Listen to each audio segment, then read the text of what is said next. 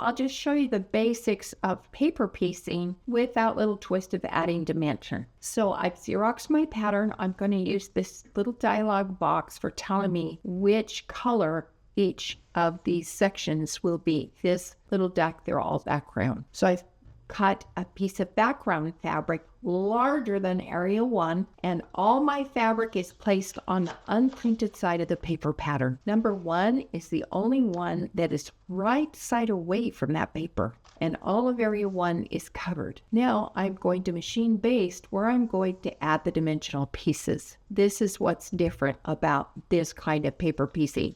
That will transfer it to this side. Then I'm going to place all my dimensional pieces. So this duck has the body 1/4 inch past that basting, the wing centered on the body, also aligns with the open edge, and the neck, which will align with the open edge. Then I'm going to cut a piece of background for area number 2. Place it right side down, so the bulk of the fabric's opposite where I'm going to be covering area 2. Pin it to secure it, then you turn it over and sew that full line.